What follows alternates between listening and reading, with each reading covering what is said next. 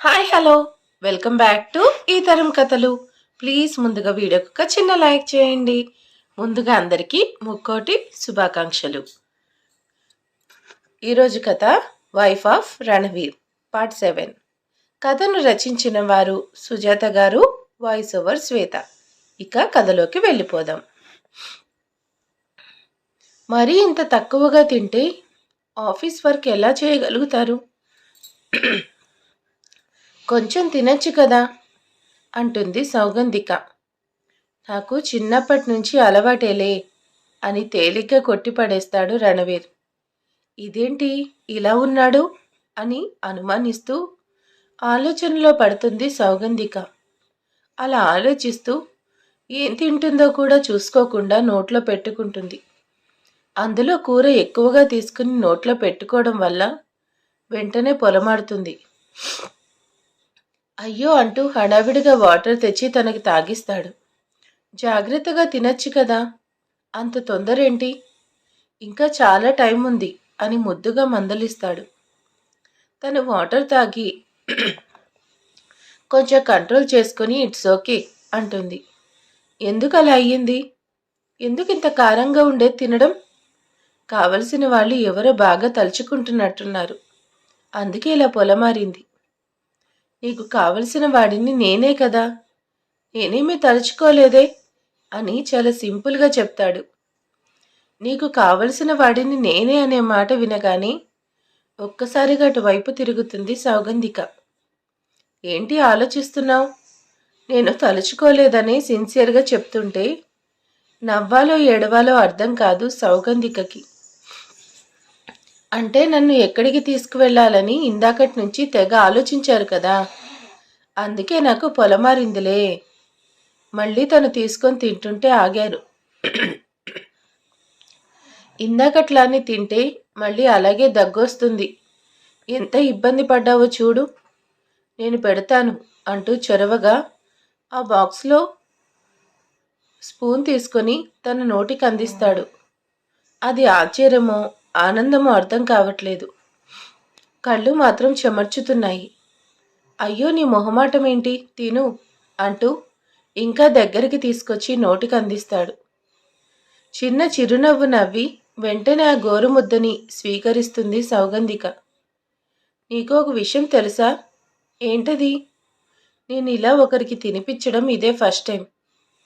బాగా ఇష్టమైన వాళ్ళకి ఇలా తినిపించాలి కదా, కానీ నేను పెడితే ఎవరూ తినరు, నువ్వే తింటున్నావు అంటూ కొంచెం ఎమోషన్గానే చెప్తాడు. మరి మీకు ఎవరు ఇలా తినిపించలేదా అని తను పెట్టే ముద్దలు తింటూ అడుగుతుంది సౌగంధిక. చిన్నప్పుడు అమ్మ చేతిలో తిన్నాను, తర్వాత ఇక నాకు ఎవరూ తినిపించలేదు. మొన్ననే నువ్వు చాక్లెట్ తినిపించావు. వెంటనే రైస్ కొంచెం తీసుకొని ఆ గోరుముద్దని రణవీర్కి అందిస్తుంది. సౌగంధిక కళ్ళల్లోకి చూస్తూ చాలా ఇష్టంగా ముద్దని అందుకుంటాడు. అమ్మ తర్వాత నాకు పెట్టింది నువ్వే అంటూ ఎమోషన్గా మాట్లాడుతున్నాడు. కానీ తన ఫేసులో ఎక్స్ప్రెషన్ మారట్లేదు.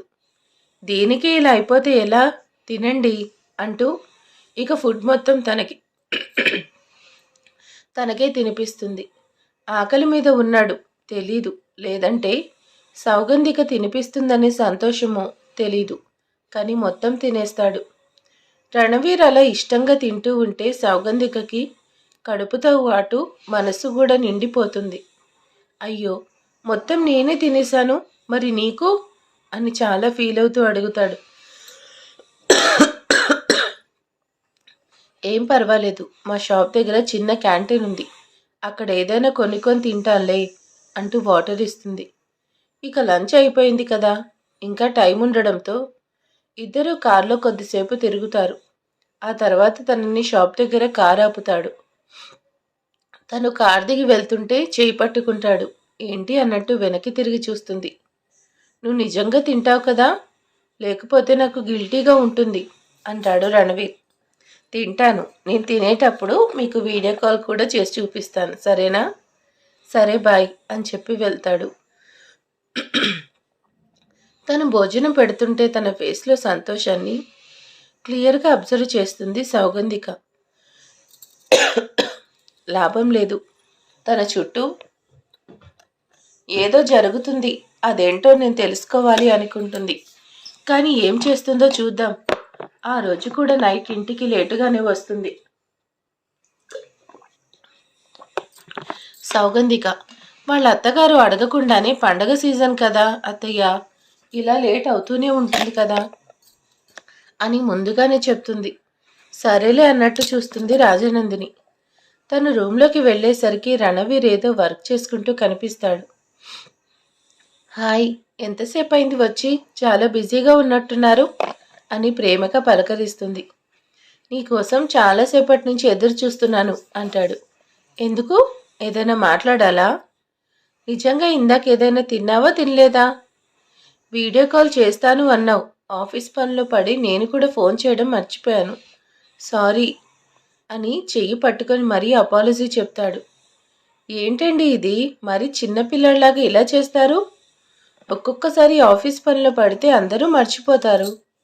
పైగా నాకు కూడా తినడం కుదరలేదు, అందుకే ఫోన్ చేయలేకపోయాను. అయితే తొందరగా ఫ్రెష్ అవ్వు, ఇద్దరం కిందికి వెళ్ళి డిన్నర్ చేద్దాం. నీకు బాగా ఆకలేస్తుంది కదా అని బాధగా అడుగుతాడు. అంత బాధపడాల్సిన అవసరం ఏం లేదు. నా మీద ఇంత ప్రేమ చూపిస్తున్నందుకు ఇంకా సంతోషంగా ఉంది అని చెప్తుంది. తన కళ్ళలోకి చాలా ఇష్టంగా చూస్తూ ఉంటాడు రణవీర్. ఆ చూపులకు తడబడిపోతుంది సౌగంధిక. నేను ఫ్రెష్ అయి వస్తాను అంటూ ఆ చూపుల దాటికి తట్టుకోలేక ఫాస్ట్గా డ్రెస్ తీసుకొని వాష్రూమ్లోకి వెళ్తుంది. ఈలోగా తన కోసం ఒక మంచి రోజ్ ఫ్లవర్ కట్ చేసుకొని తీసుకొస్తాడు రణవీర్. తను రాగానే చేతికిస్తాడు. వెంటనే తీసుకొని తల్లో పెట్టుకొని పదండి డిన్నర్ చేద్దాం అంటుంది. ఇతను వచ్చి కూర్చొని డిన్నర్ చేయడం మొదలు పెడతారు. వీళ్ళిద్దరి మధ్య వ్యవహారం ఎంత దూరంగా ఉందో అర్థం చేసుకోవాలన్నట్టు రాజనందిని కూడా వచ్చి వాళ్లతో పాటు కూర్చొని ఉంటుంది. రండత్తయ్య గారు, మీకు కూడా భోజనం వడ్డిస్తాను. అలాగే నాకు కూడా వడ్డించమ్మా అని వాళ్ళ మామగారు కూడా వస్తారు. ఇక వాళ్ళకి కూడా వడ్డించి నలుగురు కలిసి తింటూ ఉంటారు. వాళ్ళ అత్తగారు ఇద్దరిని అలా అబ్జర్వ్ చేయడం గమనిస్తుంది సౌగంధిక. ఎందుకు అలా చూస్తుందో తనకు అర్థం కాదు. మామయ్య గారు ఇది వడ్డించమంటారా? అత్తయ్య గారు ఇది కొంచెం రసం పోయేనా? ఏమండి, మీకు పెరుగు కావాలా అంటూ ముగ్గురిని ఒకేలా అడుగుతుంది సౌగంధిక. రణవీర్ మాత్రం దించిన తల ఎత్తకుండా సైలెంట్గా తింటాడు. ఏంటో అత్తయ్య గారు, మీ అబ్బాయి అడిగిందని కూడా సమాధానం చెప్పడు అని అత్తగారి ముందు వాపోతూ తనకు కావలసినవి పెట్టుకొని తింటూ ఉంటుంది. అమ్మయ్య, వీళ్ళిద్దరి మధ్య ఏమీ లేదు, నేనే అనవసరంగా ఏదేదో అనుకున్నాను అని ఇద్దరిని చూసి తృప్తిగా అమ్మయ్య అనుకుంటుంది రాజనందిని. ఎందుకంటే కొత్తగా పెళ్ళైన వాళ్ళు ఎలా ఉంటారో తనకి తెలుసు. కానీ వీళ్ళిద్దరూ నార్మల్గానే ఉన్నారు. కాకపోతే ఆ రోజు రణవీర్ తనకి సపోర్ట్ చేసి మాట్లాడడంతో రాజనందినికి కొంచెం డౌట్ వచ్చింది. నేనేమైనా అంటే ఇద్దరు పట్టించుకోవట్లేదు, ఇంట్లో వాళ్ళు ఏమైనా అన్నప్పుడు మాత్రమే వీళ్ళిద్దరు గట్టిగా ఎదురు తిరుగుతున్నారు అని ఒక క్లారిటీకి వస్తుంది. అలా భోజనం చేయగానే తను వెళ్తుంటే నీకోసం పాలు అనే కిచెన్లో నుంచి పాల గ్లాస్ తెచ్చి ఇస్తుంది రాజనందిని. సైలెంట్గా గ్లాస్ తీసుకొని వెళ్ళిపోతాడు. ఏంటో మావయ్య గారు, మీ అబ్బాయి ఇప్పటికి కూడా చిన్నపిల్లాడిలా బిహేవ్ చేస్తున్నాడు. చాలామందికి అసలు పాలంటేనే ఇష్టం ఉండదు, కానీ మీ అబ్బాయి మాత్రం తప్పకుండా రోజు పాలు తాగే పడుకుంటాడు అని వాళ్ళ మామగారితో ఏదో మామూలుగా చెప్తూ ఉంటుంది. అది వినగానే తన రాజనందిని ఫేస్ మీద ఒక విజయ గర్వంతో కూడిన నవ్వు అలా వచ్చి మాయమవుతుంది. వాడికి చిన్నప్పటి నుంచి అలవాటమ్మా. మావయ్య గారు, మీకు కూడా ఏమైనా కావాలా పాలు? నాకు అలవాటు లేదమ్మా, ఇదంతా పని వాళ్ళు క్లీన్ చేస్తారులే. ఇక నువ్వు వెళ్ళి పడుకో. గుడ్ నైట్ మావయ్య గారు. ఆయన కూడా కోడలికి గుడ్ నైట్ చెప్పి వెళ్ళిపోతారు. గుడ్ నైట్ అత్తయ్య గారు, గుడ్ నైట్ అని నవ్వుతూ చెప్పి తను వెళ్తున్న వైపే చూస్తూ ఉంటుంది. తను లోపలికి వెళ్ళి డోర్ క్లోజ్ చేయగానే నవ్వుతూ ఉన్న తన ఫేస్ కోపంగా మారిపోతుంది. మీ ఇద్దరిని దగ్గర కానివ్వను. ఒకవేళ దగ్గరైనా కానీ ఎలా విడదీయాలో నాకు బాగా తెలుసు. ఇక దాని గురించి ఆలోచించాల్సిన అవసరం లేదు, ఎందుకంటే చెయ్యాల్సిన పనులు చాలా ఉన్నాయి అనుకుంటూ లోపలికి వెళ్ళిపోతుంది రాజనందిని. బావ మరదలు ఊరంతా తిరిగి అప్పుడే ఇంట్లో అడుగు పెడతారు. వరుణ్, మేఘన ఇద్దరూ పబ్లో ఫుల్లుగా తాగేసి తినేసి కూడా వచ్చారు. ఇక ఎలాగో వాళ్ళిద్దరికీ పెళ్ళి అనుకుంటున్నారు కానీ కాబట్టి వాళ్ళిద్దరిని పెద్దగా ఎవరూ పట్టించుకోరు.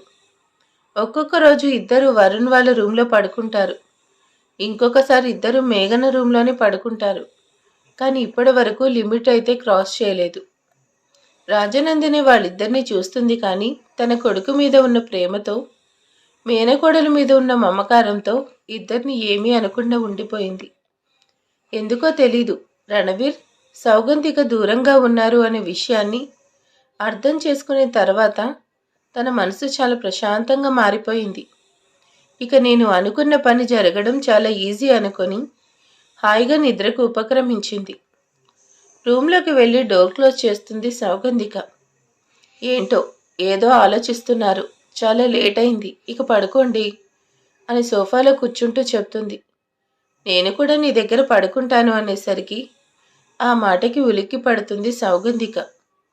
ఇదేంటి నా దగ్గర పడుకుంటాను అంటాడు అని భయపడుతూ ఏమంటున్నారు అని కంగారుగా అడుగుతుంటే, ఎందుకు అన్నిటికీ అలా భయపడతావు అంటూ తన పక్కన కూర్చొని సౌగంధిక ఒడిలో తల పెట్టుకొని సోఫాలో పడుకుంటాడు రణవీర్. అంటే స్టార్టింగ్లో సౌగంధిక కూర్చుంది తన ఒడిలో తల పెట్టుకొని, కాళ్ళు పెట్టుకోవడానికి వీలు లేకపోయినా అలాగే పడుకుంటాడు రణవీర్. చిన్నప్పుడు అమ్మ ఒడిలో ఇలాగే పడుకునేవాడిని, ఇప్పుడు పడుకోవాలనిపించింది, నీకేమీ అభ్యంతరం లేదు కదా అని అడుగుతాడు రణవీర్. ఇంట్లో అందరూ ఉన్నా కానీ తనని వెలివేసినట్టు చూస్తున్నారు. చాలా లోన్లీగా ఫీల్ అవుతున్నాడు. ప్రేమగా మాట్లాడే ఒక్క మనిషి కూడా లేకపోయేసరికి రణవీర్ ఎంతో తల్లడిల్లిపోతున్నాడో అర్థం చేసుకుంటుంది సౌగంధిక. ఏంటి మాట్లాడవు? ఏం లేదు, పడుకోండి అంటూ తన ఒడిలో పడుకున్నారని తల నిమురుతూ జోకొడుతూ ఉంటుంది రణవీర్కి. సౌగంధిక నడుము చుట్టూ చెయ్యి వేసి ఇంకా దగ్గరికి అదుముకొని పడుకుంటాడు. రణవీర్ అలా చేయగానే బాడీ అంతా అలజడి మొదలవుతుంది. మదిలో చిరు ప్రకంపన కలుగుతుంది. కానీ తను పట్టుకునే విధానంలో కోరిక లేదు, కామం లేదు, వెకిలి విన్యాసాలు కనిపించలేదు. ఎన్నాళ్ల నుంచో దూరమైన తన పెన్నిది దొరికినట్టుగా అలా పట్టుకొని తన ఒడిలో పడుకొని నిద్రలోకి జారుకున్నాడు రణవీర్. చాలా ప్రశాంతంగా నిద్రపోతున్న తనని చూస్తూ ఉంటుంది సౌగంధిక. నీ చుట్టూ ఏదో జరుగుతుంది, అది తెలుసుకోవాలి, కానీ ఎలా తెలుసుకోవాలో అర్థం కావట్లేదు. నిన్ను డైరెక్ట్గా అడగలేకపోతున్నాను. అలా డైరెక్ట్గా అడిగితే నువ్వేమనుకుంటావో అని భయంగా ఉంది. ఇప్పుడిప్పుడే కొంచెం బాగా మాట్లాడుతున్నావు. నేను ఇలా అడిగితే ఇది కూడా మాట్లాడువేమోనని అనుమానంగా ఉంది అని తన మొహంలోకి చూస్తూ జుట్టు సవరిస్తూ ఉంటుంది. తనను లేపి సోఫాలో పడుకోబెట్టాలి అనుకుంటుంది. కానీ చాలా ఇష్టంగా మీ ఒడిలో పడుకోనా అని అడిగాడు. తనకి ఆ సంతోషాన్ని దూరం చేయడం ఇష్టం లేక సోఫా కానుకొని కళ్ళు మూసుకొని తన మీద 2 చేతులు అలాగే ఉంచి తను కూడా నిద్రలోకి జారుకుంటుంది. ఉదయం లేచి కళ్ళు తెరిచేసరికి సౌగంధిక ఒడిలో ఉంటాడు. తన నడుం చుట్టూ చెయ్యి వేసి తనని ఆనుకొని అలా పడుకొని ఉంటే హాయిగా అనిపిస్తుంది. పక్కకు తిరిగి చూసేసరికి కూర్చొని కునికిపాట్లు పడుతూ ఉంటుంది సౌగంధిక. రాత్రంతా ఇలాగే కూర్చున్నావా అంటూ ఒక్క ఉదుటన లేచి కూర్చుంటాడు. పాపం మంచి నిద్రలో ఉందేమో, అస్సలు తనకు తెలియలేదు. ముద్దమందారంలో ఉన్న తన ఫేస్ని అలా చూస్తుంటే బాగా నచ్చేస్తుంది. అలాగే చాలాసేపు చూస్తూ ఉంటాడు రణవీర్. అప్పుడే సౌగంధిక కూడా కొద్దిగా మెలకువ వచ్చి అటు ఇటు కదిలి కళ్ళు తెరుస్తుంది. కూర్చొని ఉండడం వల్ల కాళ్ళు చేతులు అన్నీ నొప్పిగా అనిపించాయి. మెల్లిగా లేద్దాము అనుకునే లోపు తననే చూస్తున్న రణవీర్ని చూస్తుంది. Good morning. సారీ, ఏదో కొంచెం సేపు పడుకొని లేచి బెడ్ మీద పడుకుందామనుకున్నాను, కానీ బాగా నిద్ర పట్టేసింది, మెలకువ రాలేదు. కాళ్ళు నొప్పిగా ఉన్నాయా అంటూ తన కాలు మీద చేయి పెట్టి అడుగుతాడు. అయ్యో అదేం లేదు, నేను బానే ఉన్నానులే. రాత్రంతా ఇలా కూర్చొని ఉంటే, పైగా నీ కాళ్ళ మీద నేను పడుకొని ఉంటే నొప్పి లేకుండా ఎలా ఉంటాయి? సారీ, ఇంకెప్పుడు ఇలా చేయను. బాగా నిద్ర పట్టేసింది అంటూ ఏమీ అనుకోవద్దని చెప్పి తనని గట్టిగా హాక్ చేసుకుంటాడు. కళ్ళు పెద్దవి చేసి షాక్లో అలాగే ఉండిపోతుంది సౌగంధిక. నిజంగా నిన్ను ఇబ్బంది పెట్టాలని కాదు, నీ ఒడిలో పడుకుంటే చాలా హాయిగా అనిపించింది. అస్సలు లేవాలి అనిపించలేదు. అందుకే హాయిగా ప్రశాంతంగా నిద్రపోయాను. ఏమీ అనుకోకు. కాళ్ళు నొప్పిగా ఉన్నాయి కదా అంటూ చాలా ఆప్యాయంగా మాట్లాడుతూ ఉంటాడు. రణవీర్లో ఈ యాంగిల్ని ఎక్స్పెక్ట్ చేయని సౌగంధిక ఇంకా షాక్లో నుండి తేరుకోలేదు. తను ఏమీ మాట్లాడకపోయేసరికి తనని వదిలి సోఫాలో కూర్చున్న తన ముందుకొచ్చి మోకాళ్ళ మీద కూర్చొని, రియల్లీ సారీ, బాగా నొప్పిగా ఉంటే పెయిన్ కిల్లర్ ఇస్తాను వేసుకో. ఇంకా చిన్నదానికి ఎందుకు ఇంత టెన్షన్ పడుతున్నాడో అర్థం కాదు సౌగంధికకి. చివరికి తను ఏం మాట్లాడకుండా ఉండేసరికి చెవులు పట్టుకొని మరీ క్యూట్గా సారీ చెప్తాడు. రణవీర్ అలా చేయగానే నవ్వొస్తుంది సౌగంధికకి. అమ్మయ్యా, నవ్వేశావా? ఇందాకటి నుంచి నువ్వలా సీరియస్గా ఉంటే నీ కోపం వచ్చిందేమో అని భయమేసింది. నా కోపం వస్తే మీరు భయపడటం దేనికి? అయినా ఇంత చిన్న విషయానికి కోపం ఎందుకు వస్తుంది? అంటే నాతో చాలా ప్రేమగా మాట్లాడుతున్నావు. నువ్వు కూడా మాట్లాడకుండా అలిగితే మళ్ళీ నాకు ఒంటరిగా ఉన్నాననే ఫీలింగ్ వస్తుంది. నువ్వు వచ్చిన దగ్గర నుంచి నాకు హ్యాపీగా ఉంది. ఎందుకంటే నువ్వు నాతో మాట్లాడుతున్నావు. నువ్వు కూడా మాట్లాడకపోతే ఎలా అని దిగులుగా చెప్తాడు. తను అలా మాట్లాడుతుంటే పాపం అనిపిస్తుంది. జాలిగా అనిపించి రణవీర్ ఫేస్ని చేతిలోకి తీసుకొని తలను కిందకి దించి తన నుదుటి మీద ముద్దు పెడుతుంది. రణవీర్ సౌగంధిక ముద్దు పెట్టిన చోట తాకి, అమ్మ కూడా ఎప్పుడు ఇక్కడే ముద్దు పెడుతుంది అంటూ చాలా ఎమోషన్గా చెప్తాడు. ఇలా అన్నిటికీ కంగారు పడకు. నీతో మాట్లాడకుండా నేను అస్సలు ఉండను. నీకు కోపం వచ్చినా సరే, అరిచినా కొట్టినా సరే మీతో మాట్లాడుతూనే ఉంటాను. సరేనా? నిజంగా మాట్లాడతావా? నిజంగా మాట్లాడతాను. ఒకవేళ మనమిద్దరం గొడవ పడ్డామనుకో, అప్పుడు పర్వాలేదులే, నేనే మాట్లాడతాను.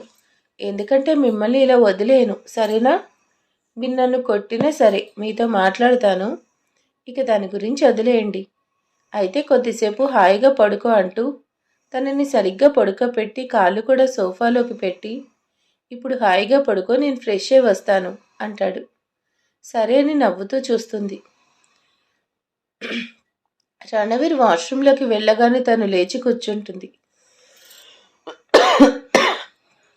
తనలో చాలా ఫీలింగ్స్ ఉన్నాయి, కానీ వాటిని ఎలా షేర్ చేసుకోవాలో, ఎవరితో షేర్ చేసుకోవాలో తనకు అర్థం కావట్లేదు. కొంచెం ఫ్రెండ్లీగా ఉన్నందుకే ఇంత ఎమోషన్ అవుతున్నాడు అనుకుంటుంది. జరిగే విషయాలని ఎలా తెలుసుకోవాలో కూడా పాపం తనకి తెలియడం లేదు. రణవీర్ని అడిగితే చెప్తాడు, కానీ తప్పుగా అర్థం చేసుకుంటాడేమో అనే భయం కూడా ఉంది. తను ఫ్రెష్ అయి వచ్చి, ఏంటి అంతగా ఆలోచిస్తున్నావు? వెళ్ళి ఫ్రెష్ అవ్వు అంటాడు. తను వాష్రూంలోకి వెళ్తుంటే, ఇవాళ ఎక్కడికి వెళ్దాం అని అడుగుతాడు. చిన్నగా నవ్వి తన దగ్గరికి వచ్చి, ఇవాళ మీరు చెప్పిన చోటికి కాదు, నేను చెప్పిన చోటికి వెళ్ళాలి. అదే ఎక్కడికి? మీరు విష్ణు అనే వాళ్ళ ఇంటికి తీసుకువెళ్తున్నప్పుడు ఎక్కడికి ఏంటి అని నేను మిమ్మల్ని అడగలేదు కదా. అలాగే మీరు కూడా నన్ను అడగకూడదు. నేను ఎక్కడికి తీసుకెళ్తే అక్కడికి రావాలి. ఓకే, నీతో టైం స్పెండ్ చేయడమే కావాలి. ఎక్కడికైనా వస్తాను అని హుషారుగా చెప్తూ రెడీ అవుతూ ఉంటాడు. నవ్వుకుంటూ వాష్రూమ్కి వెళ్తుంది. ఇద్దరు కిందకొచ్చి బ్రేక్ఫాస్ట్ చేస్తూ ఉంటారు. రాజనందిని చూస్తుంది కానీ పట్టించుకోదు. అప్పుడే వరుణ్ అక్కడికి వస్తే, వరుణ్ ఖాళీ ఉన్నప్పుడు అప్పుడప్పుడు ఆఫీస్కి వస్తూ ఉండు. నువ్వు కూడా అన్నీ తెలుసుకోవాలి కదా అని చెప్తాడు రణవీర్. చూడన్నయ్య, ఆఫీస్కి వెళ్ళడాలు, మార్నింగ్ 9 to 5 ఇలా కష్టపడి గాడిదలా చాకరీ చేయడం, ఇదంతా నా వల్ల కాదు. లైఫ్ ఎంజాయ్ చేయాలి, అదే నాకు ఇష్టం. ఈ ఆఫీస్ వర్క్ అంతా నువ్వు డాడీ చూసుకోండి. నాకు ఇలా లైఫ్ ఎంజాయ్ చేస్తాను. సౌగంధిక సైలెంట్గానే ఉంటుంది. రణవీర్ వాడు చిన్నవాడు కదా, ప్రస్తుతానికి కాలేజీ లైఫ్ ఎంజాయ్ చేయవు నువ్వు, తర్వాత వాడే వస్తాడులే అంటుంది రాజనందిని. సరేమా అంటాడు కానీ ఇంకా ఏమీ మాట్లాడడు. ఎవరితోనూ ఈ విషయాన్ని డిస్కస్ చేయడు. రాజనందిని ఎక్కడికో వెళ్ళడానికి రెడీ అయ్యింది. ఎక్కడికి అనేది తనకు తెలీదు. కానీ అబ్జర్వ్ చేస్తూ ఉంది సౌగంధిక. ఎవరితోనూ ఏమీ చెప్పకుండా తన తోడికోడల్ని తన మరదల్ని తీసుకొని చాలా రాయల్ లుక్తో హెవీగా రెడీ అయి వెళ్తుంది. ఇక బ్రేక్ఫాస్ట్ అవ్వగానే వీళ్ళిద్దరు కూడా వెళ్ళిపోతారు. రణవీర్కి అర్జెంట్ వర్క్ ఉందంటూ తనకి బాయ్ చెప్పి వెళ్ళిపోతాడు. ఇక వరుణ్ మేఘన ఇంట్లో అన్ని ఐటమ్స్ ఉన్నా కానీ అది నచ్చక బయట ఒక కాలేజీ దగ్గర ఉన్న రెస్టారెంట్కి వెళ్తారు. అక్కడ వెయిటర్ని పిలవడంతో ఆర్డర్ ప్లీజ్ అనే మాట వినిపిస్తుంది. ఈ వాయిస్ ఎక్కడ విన్నట్టుంది అంటూ బావ మరదలు ఇద్దరు ఒకేసారి తల తిప్పి చూస్తారు. హోటల్ సర్వర్ డ్రెస్సులో సంజన కనిపిస్తుంది. ఛీ, నువ్వు సర్వర్వా? నీకు సిగ్గు లేదు ఇలాంటి పనులు చేయడానికి అంటూ అసహ్యంగా మొగం పెడుతుంది మేఘన. అక్కడ పనిచేసే వాళ్ళందరి ముందు మేఘన అలా మాట్లాడుతుంటే చిరునవ్వుతోనే చూస్తుంది సంజన. ఆర్డర్ చెప్పండి మేడం అంటే హోటల్లో పనిచేసే ఒక సర్వెంట్తో మేము కలిసి చదువుకుంటున్నామా అంటూ చిరాగ్గా ఫేస్ పెడుతుంది మేఘన. అక్కడ ఉన్న వాళ్ళందరూ తనని అదో రకంగా చూస్తూ ఉంటారు. అయినా కానీ సంజన పట్టించుకోదు. సార్, ఇదే లాస్ట్ ఆర్డర్, తొందరగా చెప్తే నేను అన్నీ మీకు సర్వ్ చేసి త్వరగా కాలేజ్కి వెళ్ళాలి, చెప్పండి ప్లీజ్ అని రిక్వెస్ట్ చేస్తుంది. అందరికీ చేతులతో వడ్డిస్తావు, ఇక్కడంతా క్లీన్ చేస్తావు, ఆ చేతిని నేను పట్టుకున్నానా అంటూ తన చేతుల వైపు చూసుకొని, ఇలాంటి వాళ్ళకి నేను చాలా దూరంగా ఉంటాను, చాలా అవమానిస్తూ మాట్లాడుతుంది మేఘన. కానీ సంజన చిరునవ్వుతో అలాగే నిలబడి ఆర్డర్ ప్లీజ్ అని అడుగుతూనే ఉంటుంది. నువ్వు ఇక్కడ పని చేస్తున్నావా? డబ్బుల కోసం ఇంత చీప్గా ఉండే పనులు చేస్తున్నావా అంటూ తక్కువగా మాట్లాడతాడు వరుణ్. ప్లీజ్ ఆర్డర్ చేయండి, నీలాంటి దాంతో సర్వ్ చేయించుకోవడం నాకు ఇష్టం లేదు, నువ్వు వెళ్ళి వేరే వాళ్ళని రమ్మను. అప్పటిదాకా సైలెంట్గా ఉన్న సంజన తన చేతిలో ఉన్న బుక్ టేబుల్ మీద గట్టిగా విసురుతుంది. ఏంటి ఎక్స్ట్రాలు మాట్లాడుతున్నావు? హోటల్లో టిఫిన్ సర్వ్ చేస్తే తప్పేంటి అంటూ సీరియస్గా మాట్లాడుతుంది సంజన. డబ్బు కోసం ఇలాంటి నీచమైన పని చేస్తావా అని అసహ్యంగా ఫేస్ పెడుతుంది సంజన. నీచమైన పనా? అసలు నీచమైన పని అంటే ఏంటో తెలుసా? ఇదిగో ఇలా హోటల్లో ఇలాంటి పనులు చేయడమే అంటూ పొగరుగా సమాధానం చెప్తుంది మేఘన. ఆ మాటకి సంజనతో పాటు అక్కడున్న అందరికీ పిచ్చ కోపం వస్తుంది. చూడు మేఘన, నోరు అదుపులో పెట్టుకొని మాట్లాడు. నీచమైన పనులు అంటే ఇది కాదు. పేదవాళ్ళ కడుపు కొట్టి ఇంకో కోటీశ్వర్లు అవుతారు, అది నీచమైన పని. కోట్లకు కోట్లు స్కాములు చేసి మర్డర్లు చేస్తుంటారు, అది నీచమైన పని. పనిపాట లేకుండా తాగి తందనాలాడుతూ దానికి అలవాటు పడుతుంటారు, అది నీచమైన పని. ఇంత వయసు వచ్చినా కానీ తల్లిదండ్రుల్ని ఇబ్బంది పెడుతూ వాళ్ళ దగ్గర డబ్బులు తీసుకుంటూ సొంత కష్టాన్ని నమ్ముకోకుండా ఉంటారు చూసావా, అది నీచమైన పని. అంతేకాని ఇది కాదు. ఇదేమైనా పెద్ద గవర్నర్గిరి అనుకున్నావా? తెగ ఫోజులు కొడుతూ చెప్తున్నావు. నీకొక విషయం అర్థం కావట్లేదు.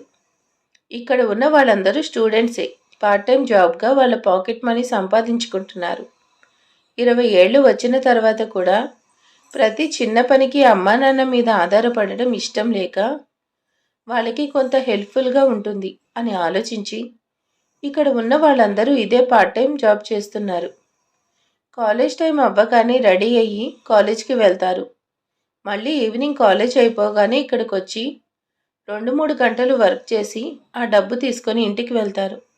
అబ్బో, ఇది ఒక పని అని ఎగతాళిగా మాట్లాడుతుంది మేఘన. ఏం చేస్తాం, తల్లిదండ్రులు సంపాదించిన డబ్బుతో తిని తిరగటం మాలాంటి వాళ్ళకి ఇష్టం ఉండదు. మా సెల్ఫ్ రెస్పెక్ట్ కోసం మేము సంపాదించుకున్న దాన్ని మేమే ఖర్చు పెట్టుకుంటున్నాము. అలా మా అమ్మా నాన్నకి కొంత భారాన్ని తగ్గిస్తున్నాము. ఇది నీచమైన పని అని తక్కువ చేసి మాట్లాడుతున్నారంటే వాళ్ళెంత నీచులో అర్థమవుతుంది అంటుంది సంజన. ఆ మాటకి అక్కడున్న వారందరికీ భలే హ్యాపీగా అనిపిస్తుంది. బావ ఇక్కడి నుంచి వెళ్ళిపోదాం పదా, నాకు చాలా చిరాగ్గా ఉంది వీళ్ళందరినీ చూస్తుంటే, అంటుంది మేఘన. అంటే మా చెయ్యి పట్టుకోవడం మీకు అసహ్యంగా అనిపిస్తుంది మేడం? అవును అన్నట్టు చూస్తుంది మేఘన. మరి మమ్మల్ని చూస్తేనే అసహ్యం, మమ్మల్ని తాకాలంటే చిరాకు. మాలాంటి లో క్లాస్ వాళ్ళని చూస్తే నీకు నచ్చదు. మరి అంత నచ్చనప్పుడు నా మార్క్ లిస్ట్ మీ దగ్గర ఎందుకు ఉండాలి? ఇవ్వండి అని అడుగుతుంది. సంజన మార్క్ లిస్ట్ తన దగ్గర ఎందుకుంది అని పక్కనే ఉన్న ఇంకొక అమ్మాయి అడుగుతుంది. ఈ మేడం నన్ను ర్యాగింగ్ చేస్తూ నా సర్టిఫికెట్స్ అన్నీ తీసేసుకుంది, అవి ఇవ్వను అని బెదిరిస్తుంది. మేమంటే మీకు అంత అసహ్యం ఉన్నప్పుడు నా సర్టిఫికెట్స్ ఎలా పెట్టుకున్నారండి అని ఇంకొక అమ్మాయి వచ్చి అడుగుతుంది. మేమంటే మీకు నచ్చదు కదా, మరి మా మార్కు లిస్ట్ ఎందుకు పెట్టుకున్నారు? ఏంటమ్మని గొడవ, వచ్చి తిని వెళ్లకుండా ఈ న్యూసెన్స్ ఏంటి అని ఆ హోటల్ మేనేజర్ వస్తాడు. చూడండి, ఇలాంటి వాళ్ళు ఉంటే ఈ హోటల్కి ఎవరు రారు. వీళ్ళందరినీ తీసేసి మంచి స్టాఫ్ని పెట్టండి, అప్పుడు మీ హోటల్ రేంజ్లోకి వెళ్తుంది. మా అందరినీ తీసేయండి, కొత్త వాళ్ళని పెట్టుకోండి. గర్ల్స్, రేపటి నుంచి మనం ఎవరూ ఈ రెస్టారెంట్కి రావాల్సిన అవసరం లేదు. సంజన మాటకి మిగతా వాళ్ళందరూ కొంచెం దిగులుతో చూస్తారు.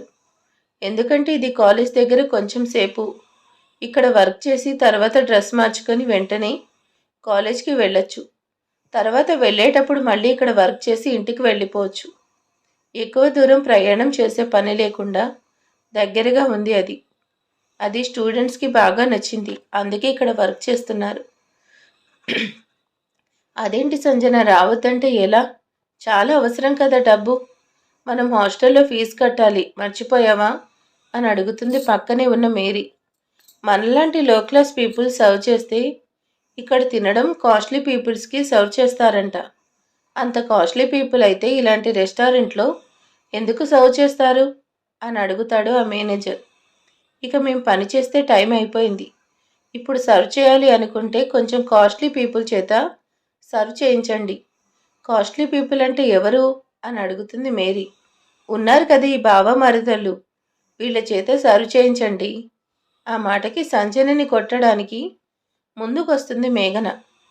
ఆ గొడవ పెద్దదివ్వకుండా తన నడుం చుట్టూ చెయ్యి వేసి లాక్కొని వెళ్తాడు వరుణ్. ఏంటి బావా ఇలా తీసుకొచ్చేసావు, అదెంత మాట అన్నది విన్నావా? మనం ఇలాంటి హోటల్లో సర్వ్ చేయాలంట, మనం తలుచుకుంటే ఇలాంటివి 100 కొనగలము అని దానికి నిరూపించాలి అని అరుస్తూ ఉంటుంది మేఘన. ఇక అక్కడున్న గర్ల్స్ అందరూ డ్రెస్ మార్చుకొని బయటకు వస్తారు. మా చేతిలో పెట్టిందే తినను అంటున్నారు, మరి మేము కష్టపడి తయారు చేసుకున్న మార్క్ లిస్ట్ మాత్రం మీ దగ్గర ఎందుకు? ఇవ్వండి. నేను ఇవ్వను, ఏం చేస్తావే? మీకు సిగ్గు, అభిమానం, రోషం, మర్యాద ఇలాంటివన్నీ ఉంటే ఇస్తారు, లేకపోతే లేదు అనుకుంటూ వాళ్ళందరితో కలిసి ముందుకు వెళ్తుంది సంజన. చూసావా బావా ఎలా మాట్లాడుతుందో? స్టాప్ ఇట్ మేఘన, తప్పు మాట్లాడింది నువ్వు అని వరుణ్ విరుచుకుపడతాడు. నేను తప్పు మాట్లాడానా అని రోషం పొడుచుకొస్తుంది మేఘనకి. ఏంటి వరుణ్ ట్రాక్ మారింది? సంజన మీద మనసు మల్లుతుందా ఏంటి? అలాగే రణవీర్ ఎందుకు అంత చిన్న పిల్లాడిగా బిహేవ్ చేస్తున్నాడు, సౌగంధిక తెలుసుకుంటుందా అనేది ఇక రాబోతున్న ఎపిసోడ్లో తెలుసుకుందాం. ఈ వీడియో ఎలా ఉంది, మీకు నచ్చిందా లేదా అనేది ప్లీజ్ కామెంట్ చేయండి. అలాగే లైక్ చేయని వాళ్ళు ఎవరన్నా ఉంటే ప్లీజ్ ఇప్పుడు చెప్తున్నా కదా, లైక్ చేసి వెళ్ళండి. Okay, thank you for watching.